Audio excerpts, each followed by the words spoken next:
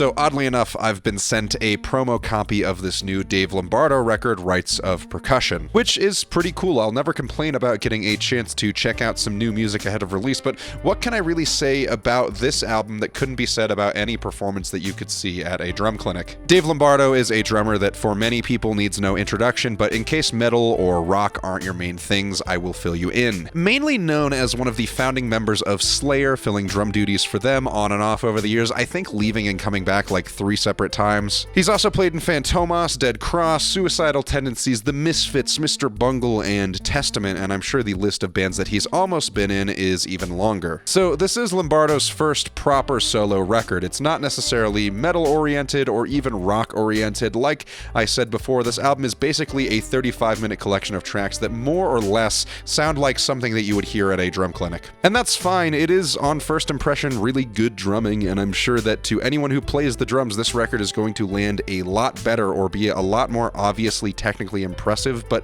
I am simply not that person. So to me, to the untrained ear of someone who plays guitar without a metronome, what can I really say about this record? Initiatory Madness very immediately sets the tone of this record. This is a drum-focused album. There's very little in the way of fluff as far as production is concerned for this track. There's very little to no guitar work. There's some creeping percussive samples used in the back that sound kind of like they've been pulled right from some kind of horror movie soundtrack. The recording and engineering in the mixes on these songs is generally very clean. They really want you to be able to hear what is going on. Generally, no matter how chaotic Lombardo's playing gets, as it is always very much around as crisp as you can get for a mix for this kind of music. Separation from the sacred is tight. There's some really odd percussion work in this one. I'm not really sure what collection of drums Lombardo was working with here, but to me it sounds far beyond the standard kit. And I suppose that makes sense if you're known for being a drummer and your solo album is going to essentially be a long-ass drum solo. You might as well just have a little bit of every drum you can think of on that album. I mean, right? Inner Sanctum does in fact sound like a menacing intro track for what you would expect to be maybe like a death metal record or something. Lots of vibes here for sure. We're really feeling the vibes on this record. Really, as this track listing goes on, it's getting harder for me to really have any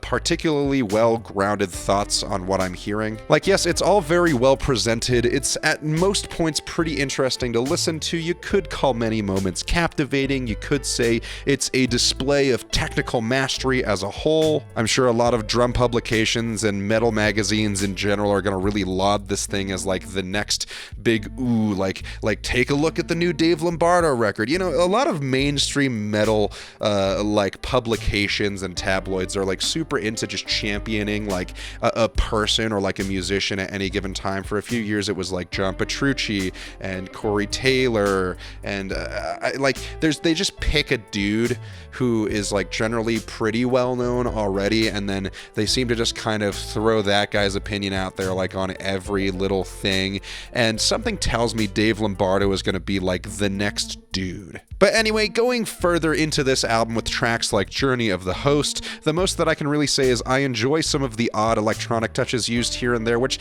kind of sound like they maybe could be a theremin or something. Maunder and Liminality seems to focus a bit more on maybe like bells and vibraphones paired with maybe bongos. There's also some pretty minimal guitar work here to fill out the mix. At this point, the record starts to introduce song titles that I'm probably not going to pronounce correctly, and frankly, I don't really care enough to even check, so just deal with it. Despojo, I think, might just be one of my favorite songs here, is incredibly tribalistic while also working with these really great glitched out moments where the drums just sound like they're kind of trying to tear themselves apart. Interferium again feels like a track made for a horror movie soundtrack. There's some really ominous piano work here that I think is just great, giving me a lot of John Carpenter's Halloween vibes. Like I said, the vibes here, the vibes on this album, Bloodlet is like a minute long, and this is maybe the closest the album gets to an interlude. It sounds a lot like some kind of overly complex hi-hat exercises to me, but I'm not really sure. Warpath, again, very tribalistic. I do think a bit of the impact is lost on me at this point of the record,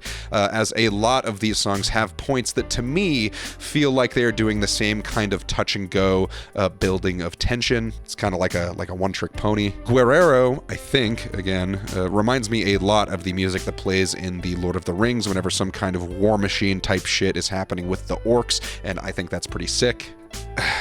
vicissitude,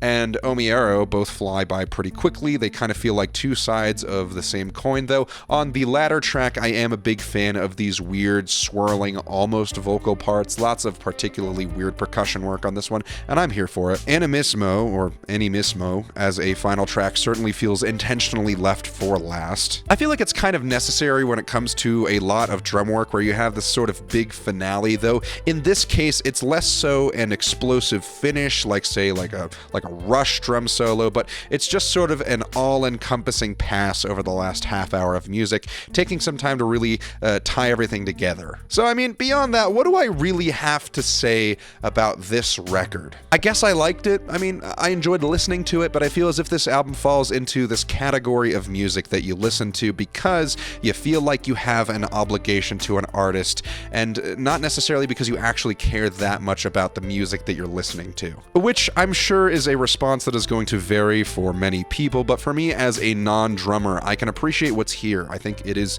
good drumming on a face value level, and I'm glad it's not just like a crock of overly technical annoyances, but I can't say that I have really much interest in coming back to this album. And I feel very similarly about a lot of instrumental records, especially from alumni of the Big Four, be it any like Marty Friedman solo album or any of like the Chris Poland solo records or whatever. I just never seem to get particularly heavily invested in projects like this because I only really feel obligated to listen to an album like this out of respect, and indeed, this does further cement my respect for Lombardo. I think this is a cool collection of work.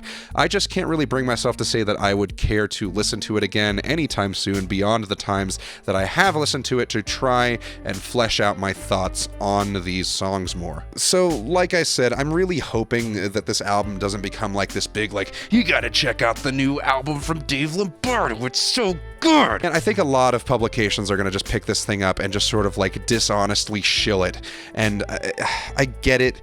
I get that this is like, you know, he's in Slayer, he's in all of these metal bands, he's one of the biggest drummers of all time. I mean, I saw this thing, I don't remember what quote it was exactly, and I'm kind of paraphrasing here, but it was essentially saying that Dave Lombardo is one of the most important drummers of this generation. And like, yes and no, but man, I'm just really worried that this is gonna just turn into some big championing of just like a guy who put out a solo record that is like kind of mid. Like it's really good drumming. Damn, dude, like I don't care. Like I don't care about this record, man.